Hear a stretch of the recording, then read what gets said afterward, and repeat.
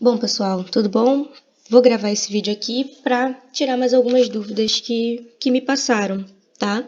Recebi uma dúvida por e-mail, recebi uma dúvida também por mensagem de vocês. E aí vou falar com vocês um pouquinho sobre a questão 19 do ED e depois vou falar sobre a questão 4, tá? A questão 19 a gente conversou na aula de dúvidas, tá? Então eu sugiro também assistir de novo o que a gente conversou lá, tá? Mas vou tentar explicar aqui de uma forma talvez um pouco melhor para a gente poder compreender essa questão, tá? Vamos lá. Essa questão ela fala, né? O cruzamento entre duas linhagens homozigóticas, então já disse que são linhagens homozigóticas que vão fazer o primeiro cruzamento, uma branca e uma verde, né? Que são essas daqui, a nossa geração P.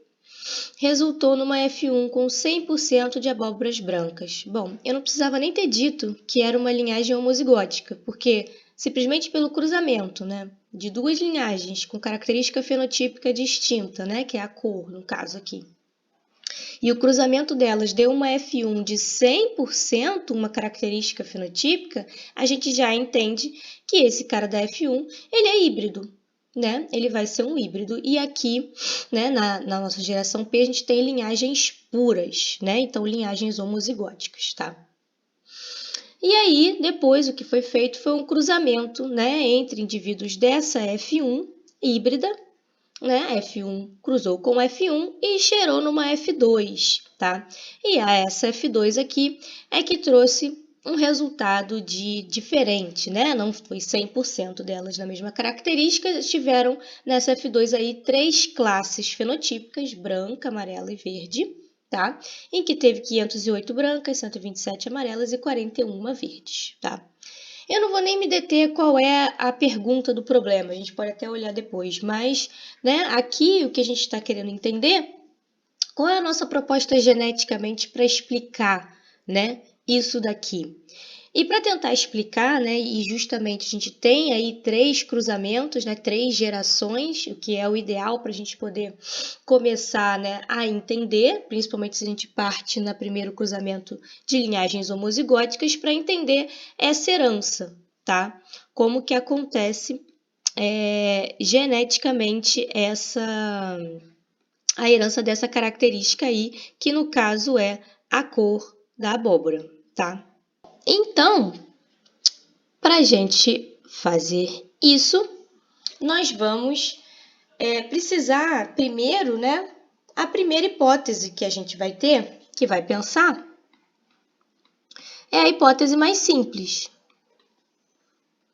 A hipótese que eu vou chamar de hipótese 1.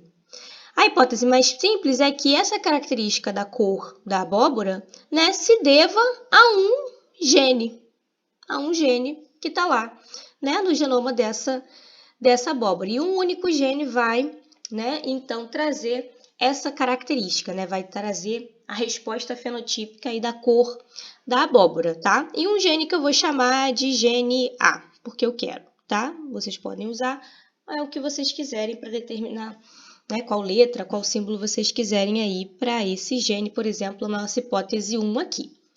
Então, se eu teria um gene A, eu tenho uma geração P que é homozigótica, se ela é homozigótica, e aí eu tenho tanto a branca quanto a verde, então quer dizer que para esse gene A, essa branca aqui tem um alelo para a cor branca, e esse aqui tem um alelo para a cor verde. Elas são homozigóticas, então ela só tem esse alelo 2 vezes lá, né, no seu parzinho de cromossomos. Então, vamos supor que essa daqui seja azinho, carregue apenas o alelo azinho, e essa aqui esteja carregando apenas o alelo azão, tá?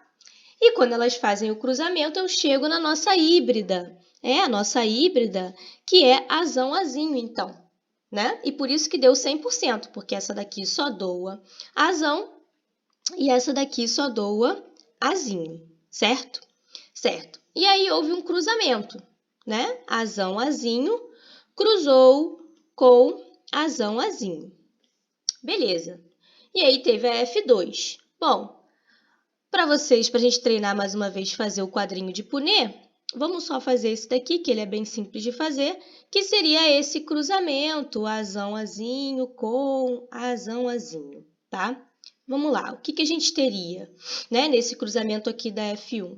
Teria aqui formando azão, tá? As possibilidades, ó, é esse indivíduo aqui doando azão e o outro doando azinho, formando o heterozigoto, azão, azinho. Esse indivíduo de cá doando azão e esse daqui doando azinho, formando outro heterozigoto.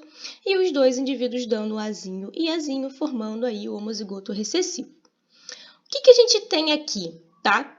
No final do nosso resultado do nosso cruzamento, né? É o que a gente espera, se for, né, essa hipótese é a hipótese 1 verdadeira em relação a um gene, tá? Assim, eu teria o seguinte, né? Eu teria quanto de azão para quanto de azão-azinho para quanto de azinho-azinho, ou seja, estou perguntando qual é a proporção genotípica, nesse caso aqui, que a gente está falando do genótipo, que a gente poderia ter aqui, né? É uma proporção de um azão-azão, né? Um azão-azão para dois azão-azinho, né? São dois, apareceu duas vezes aqui, para um azinho-azinho. Então, uma proporção genotípica que a gente espera de 1 para 2 para 1, tá? 3 classes fenotípicas. Se cada um desses genótipos estiverem, vamos dizer assim, né? Cada um desses genótipos estiverem relacionados a um fenótipo diferente. Por exemplo, o homozigoto dominante tendo um fenótipo, o heterozigoto tendo um outro fenótipo, tá? E o azinho-azinho, o homozigoto recessivo, tendo um terceiro fenótipo diferente. Tá? É uma coisa que pode acontecer, a gente conversou sobre essas proporções, né? Quando a gente não tem dominância completa, né? Quando o heterozigoto não é idêntico ao homozigoto dominante, como por exemplo, a dominância parcial ou incompleta, que está no exercício aí anterior a esse, o exercício número 15, se eu não me engano, lá dos rabanetes, né? Caiu nessa proporção. Mas vamos ver se aqui vai funcionar. Por quê? A gente tem que entender se essa proporção aqui está presente na F2 que foi colocada, que é 508 brancas para 127 amarelas para 41 verdes. Então, vamos testar essa hipótese aqui. Para testar se vai cair dentro dessa proporção, eu tenho um total aqui e aqui eu também tenho um total, né? Eu quero saber, né, em um total de 4, porque aqui eu tenho 4 num total, né? Se eu somar 1 mais 2 mais 1, eu tenho um total de 4, certo? Se eu somar 508, 127, 41, vocês façam a soma aí, vai dar 676, certo? Então, em um total de 4, que agora eu quero saber o valor, esses valores aqui, em um total de 4, para ver se bate com a minha hipótese, tá? 508 brancas seria quanto em 4? Isso é uma regrinha de 3, tá, pessoal? Uma regrinha de 3. Só multiplicar o 4 por 508 e dividir por 676, tá? E aí eu vou fazer aqui, na verdade, agora mesmo, 508 vezes 4 divido por 676, tá? Vai dar 3. O valor deu 3. Beleza. Aí eu vou descobrir para cada um. 127 vezes 4, faço a mesma coisa. Vezes 4 dividido por 676. Vai dar 0,75 e 41 vezes 4 dividido por 676, que dá 0,24. Bom, quando eu comecei já a fazer ali, já poderia até ter parado. Eu só estou fazendo tudo para vocês verem o que deu aqui. Essa seria uma proporção em um total de 4, mas o que a gente esperava? 1 para 2 para 1, né? Não importava a ordem que tivesse colocado aqui, se tivesse dado 1, 1, 2, 2, 1, 1, enfim, né? Mas aqui não caiu dentro da proporção fenotípica que a gente estava esperando, né? Isso quer dizer, então, o que exatamente? Isso quer dizer que essa nossa hipótese de que se deve a um gene está furada. Não é essa hipótese que vai conseguir explicar esses resultados que a gente teve na F2. Qual a segunda hipótese que a gente pode ter, que a gente conversou aí, né? Possibilidades lá depois no mendelismo que a gente conversou, existe a possibilidade da gente ter dois genes, tá? Interagindo e em conjunto chegando nesse fenótipo, tá bom? E aí seriam os genes que eu vou chamar de A e B. O que isso quer dizer? Que o gene A e o gene B em conjunto, os dois em conjunto, é que vão determinar a cor da abóbora, tá? E quando a gente conversou, né, sobre interação gênica, a gente falou de algumas possibilidades de interação. Não existe apenas um tipo de interação, existem alguns tipos de interação, tá? O que aconteceria aqui de diferente do que a gente desenhou aqui para a hipótese 1, tá? O que aconteceria de diferente? Bom, a gente ainda continuaria tendo linhagens homozigóticas. Ao invés de ser homozigótica para um gene, vai ser homozigótica para dois genes, a nossa geração P. A nossa F1 que foi obtida, ainda tivemos aqui 100%, né, em um determinado fenótipo. Então, a gente já sabe que essas homozigóticas geraram um híbrido na F1, mas é um híbrido para dois genes, não para um só. Então, esse híbrido seria Azão, Azinho, Bzão, Bzinho. Seria híbrido para o gene B também, tá? Heterozigoto para o gene B também. E esse cruzamento F1 com F1 não seria um cruzamento como esse aqui que a gente fez, tá? Seria um cruzamento Azão, Azinho, Bzão, Bzinho, cruzando com Azão, Azinho, Bzão, Bzinho, tá? E aí, esse cruzamento aqui forma um quadro de Punnett, né? Eu vou só montar aqui mais ou menos o quadro, não vou montar ele todo, porque não vai dar, não tenho essa habilidade artística para fazer isso com vocês aqui digitalizando, né?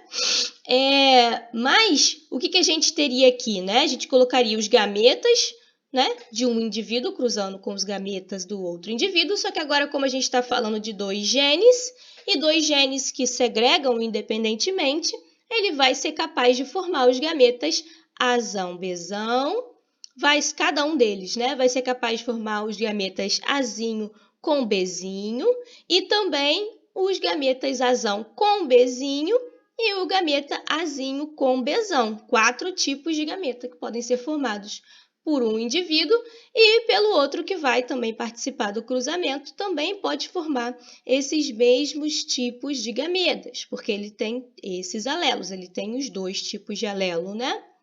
Para o gene A e os dois tipos de alelo para o gene B, tá? Então, aqui vocês conseguem montar lá o quadrinho de Punnett de vocês, enfim, façam aí no caderno como treino, né? Sempre bom. Mas tem isso também, a gente treinou um pouco desses quadrinhos de Punnett em um vídeo que eu preparei e deixei lá para vocês, né? Um vídeo extra, de uma aula extra, na verdade, foi só, na verdade, um treinamento, né, dessas questões dos quadrinhos de Punnett, dos cruzamentos, inclusive os cruzamentos de híbridos, mas vocês vão montar e vão fazer, e vão ver que esse quadro aqui, diferente desse, que tem um total de 4, né, entradas, aqui a gente tem um total de 16 entradas, tá? São 16 o total aqui de combinações que a gente vai ter entre esses gametas aqui, que esse indivíduo e esse indivíduo podem doar, né, nesses cruzamentos, tá? É um total de 16, tá? Por quê? Porque são 4 possibilidades de gameta aqui, 4 possibilidades de gameta aqui, 4 vezes 4 dá 16, tá? E aí eu vou passar aqui para um slide, que está aqui, só vou passar rapidinho para a gente chegar nesse slide aqui. Nesse slide aqui é o slide que a gente conversou na aula de neomendelismo sobre interação gênica, tá? Então, podem retornar lá na aula, darem uma olhadinha, uma revisada nessa parte, vai ajudar vocês a fazerem. Esse slide, né, a gente conversou, então, sobre a interação gênica, quando a gente tem mais de um gene influenciando a mesma característica. No nosso caso, é a cor da abóbora, para o nosso exercício, tá? E eu falei que nos cruzamentos de híbridos, que são os cruzamentos de híbridos? É justamente esse cruzamento que nós estamos fazendo da F1. Azão, Azinho, Bzão, Bzinho, cruzando com Azão, Azinho, Bzão, Bzinho. Os duplos heterozigotos vão apresentar proporções fenotípicas distintas dependendo do tipo de interação gênica. Nós falamos de 4 tipos de interação gênica, tá?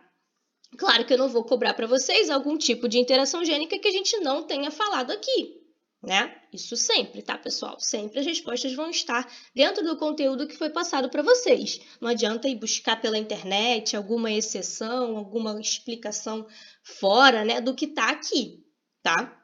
Beleza, a gente falou da interação do tipo, né, de genes que interagem na mesma via bioquímica, a interação não epistática, a interação epistática, né, ou seja, epistasia dominante, e a interação epistática do tipo recessiva, tá? E as proporções fenotípicas que vão estar presentes nesses cruzamentos de híbridos aqui, dependendo da interação que esses genes têm um com o outro, da interação do gene A com o gene B, tá?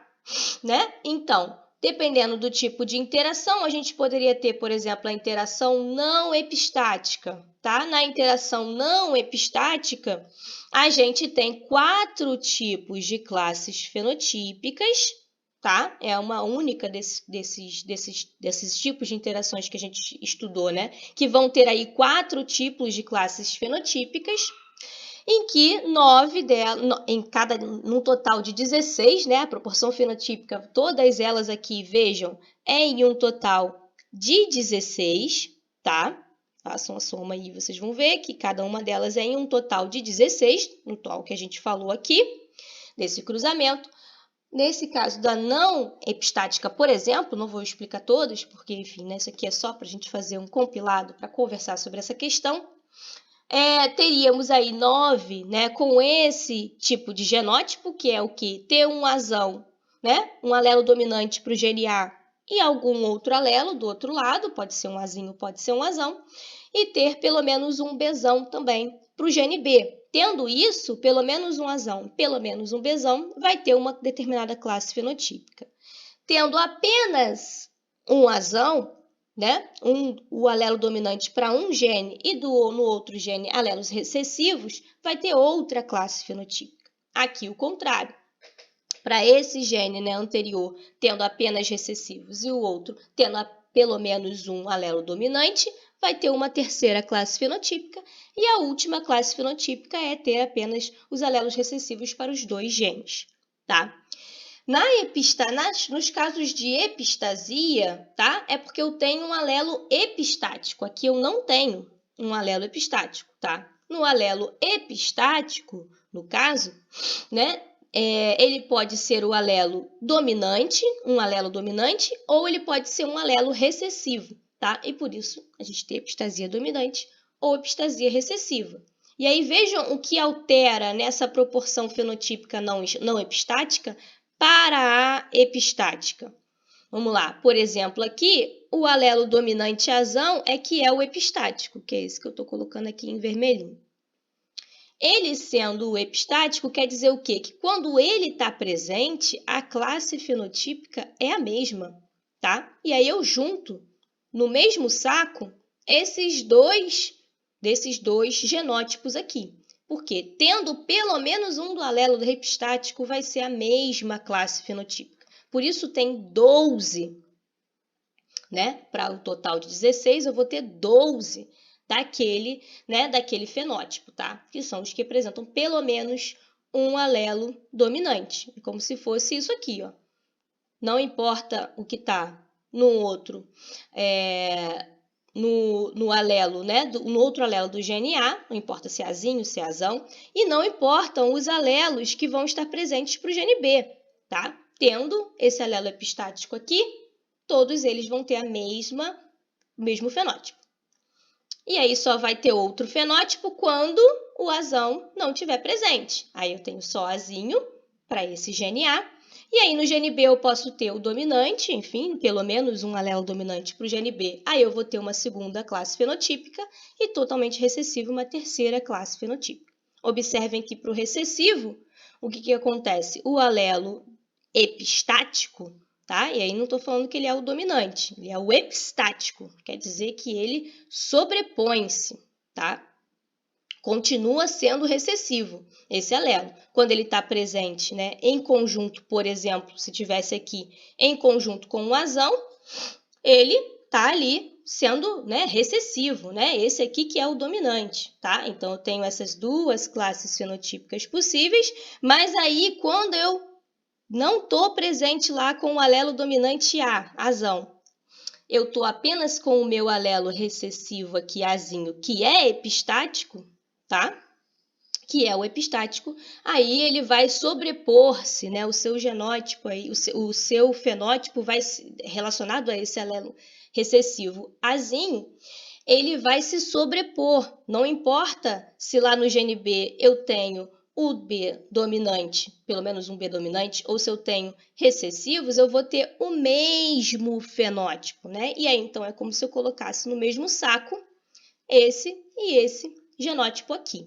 Tá? Por isso, teria 4, né, em 16 dessa terceira classe fenotípica na epistasia recessiva. Tá? Isso aí só para explicar para vocês essa questão. Mas vamos lá, vamos voltar lá.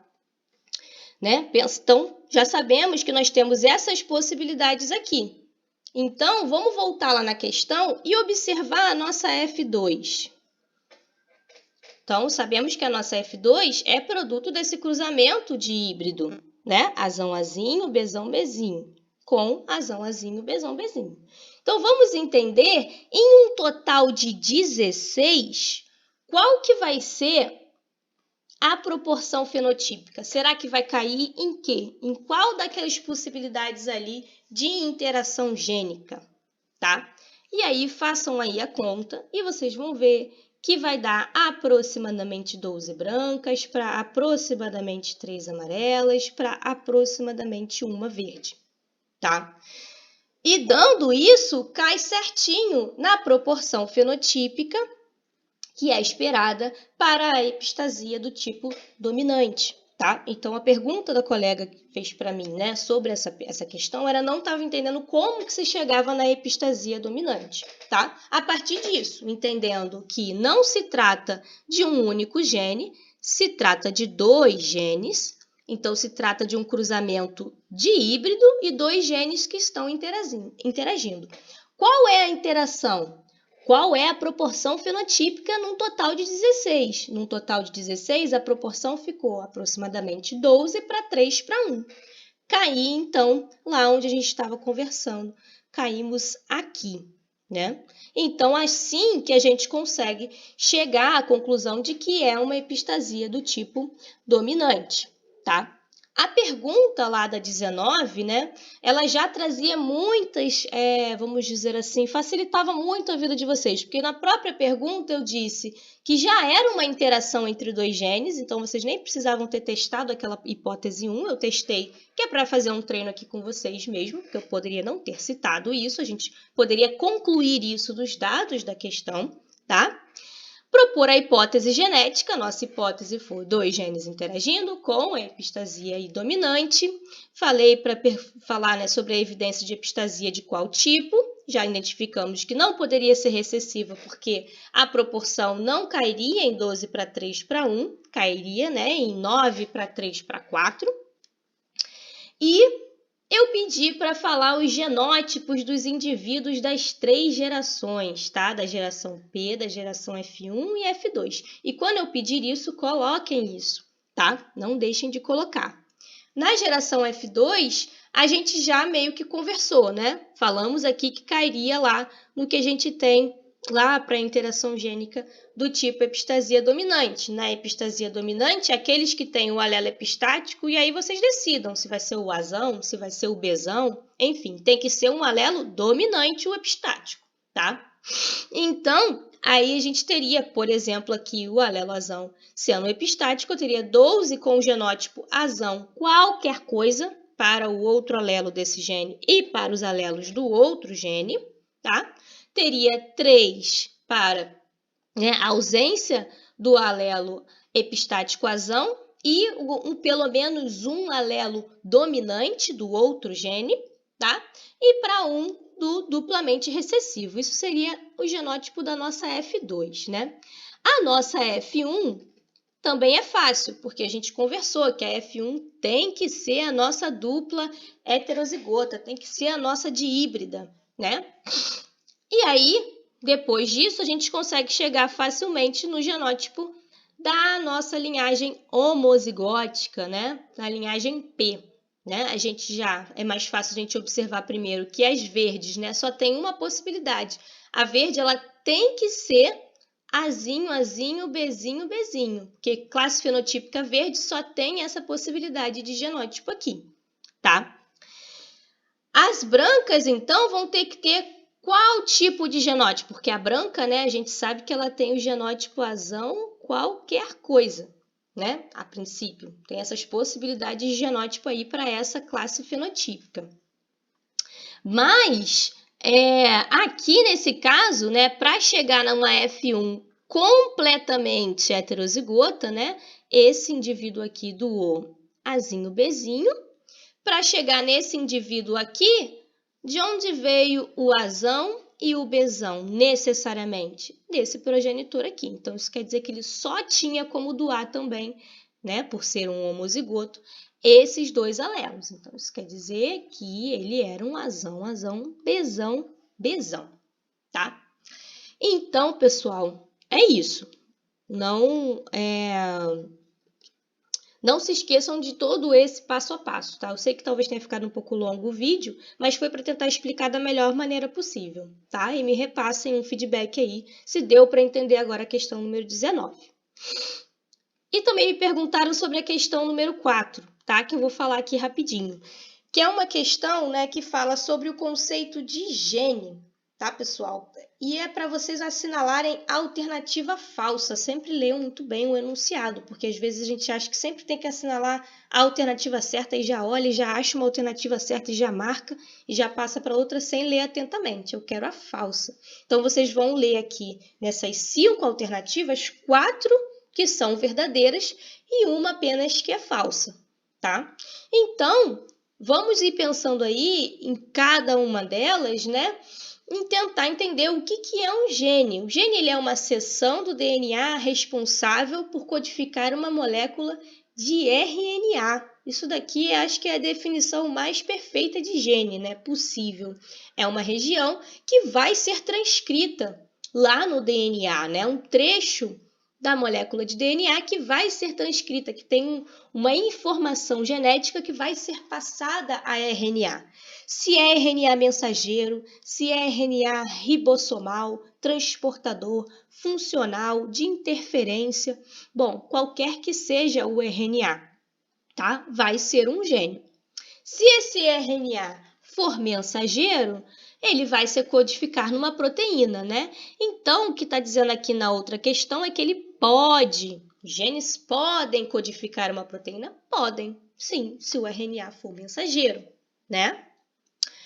Um gene, ele é uma seção de DNA relacionada a uma característica biológica. Acabamos de falar sobre vários exemplos, né, de características biológicas que vão estar relacionadas a um gene. Tem várias características que vão estar relacionadas a um gene, várias vão estar relacionadas a 2 genes. A gente vai ter 2 genes relacionados à mesma característica biológica, como a gente acabou de ver, né, na interação gênica do tipo epistasia dominante, na outra questão. Mas sim, um gene é uma seção do DNA relacionada a uma característica biológica. Tá? Se vai ser em conjunto, se vai ser em separado, ele vai estar relacionado a uma determinada característica biológica. Tá? Às vezes não fenotípica que a gente consiga observar, mas pode ser uma característica ali metabólica, né? Fisiológica. A gente conversou bastante sobre isso. Um gene pode possuir variantes, que são denominadas alelos, né? O que são os alelos, né? Os alelos são as variantes, as possibilidades, né? Sequências que podem estar ali um pouquinho diferentes, né? E por isso determinando ali classes fenotípicas diferentes, né? A gente falou do gene A na última questão, a gente tinha um gene A. Nesse gene A, a gente tinha aí dois alelos, o alelo Azão e o alelo Azinho. Para o gene B, a gente tinha os alelos Bzão e alelo Bzinho, né? Isso, né, que são as variantes daquele gene, tá? E por fim, vem trazendo aí um gene, é uma longa molécula de DNA. Até aqui tá certo. Até aqui tá certo. É uma longa molécula de DNA? Bom, referencialmente, depende do referencial. Se você acha que 10 nucleotídeos é curto, um gene é uma molécula longa de DNA, porque ele vai ter ali alguns milhares de pares de base, né? Ele é um trecho, né? Ele é uma seção do DNA. Então, ele é uma molécula ali de DNA, sim, longa. Se ela é longa, se ela é curta, bom, isso é questão de referencial. Agora, peraí, ele falou que é uma molécula longa de DNA que a gente também chama de cromossomo? Como assim? O cromossomo, a gente conversou, né? É aquela molécula aí, longa, aí é que veio. Agora eu entendi o que ele quis dizer com longa. Ele quis dizer muito longa, né? Que chega a formar um cromossomo, né? E um cromossomo, vamos dizer assim, pode ser um cromossomo bacteriano, tá? Por exemplo, que só tem um único cromossomo lá circular, ou posso estar falando de um cromossomo eucariótico, não importa. Das duas maneiras, um cromossomo vai sempre ter diversos genes, né, pessoal? Um cromossomo, vários genes vão estar associados naquele cromossomo. O cromossomo a gente normalmente representa, né, como um bastãozinho. A gente normalmente representa uma bolinha para identificar o centrômero dele, tá? Quando ele está duplicado com a sua cromátide irmã, ele está em X. Isso, o nosso cromossomo linear, né, de eucariotos, né? Em bactérias, o cromossomo ele é circular, né? Ele é uma molécula longa de DNA circular. Mas não importa, sendo eucariótico ou sendo procariótico, eu vou ter vários genes, tá? Nessa molécula, nesse cromossomo. Aqui no eucariótico, então, que é maior ainda, eu vou ter diversos genes aqui presentes. Eu posso ter o gene A e B no mesmo cromossomo. Eu posso ter o gene A aqui, não exatamente o que a gente conversou da última questão, tá, pessoal? Posso ter um exemplo de um gene A e um gene B que estão no mesmo cromossomo. Eu vou ter A, B, C, D, eu vou ter diversos genes em um determinado cromossomo apenas. Tá? Nós temos 23 pares de cromossomos e cada um deles apresenta diversos genes. Tá? Então, eu não posso dizer que um gene, né, que um cromossomo é uma molécula única, que é um gene só. Não, não é, não. O cromossomo ele vai estar presente ali diversos genes. Então, tem várias falhas de conceito aqui nessa sentença, tá, pessoal? Então, só realmente querendo aí repassar com vocês essas questões, esses conceitos básicos para essa questão aqui do ED4, beleza? Qualquer outra dúvida, entre em contato e a gente, na segunda-feira, eu trago para vocês as informações sobre a prova de terça-feira, para se vocês tiverem algum tipo de dúvida, eu vou postar lá, mas é basicamente a mesma ideia da nossa prova anterior, né, da nossa prova 1, tá? E a entrega do ED, não se esqueçam, é até o final do dia da prova, tá? Até o final de terça-feira. Até meia-noite está podendo entregar. Mas se puderem entregar antes, é sempre melhor, né? Para se adiantar e poder só fazer a prova na terça-feira. Valeu, pessoal. Uma boa prova para vocês.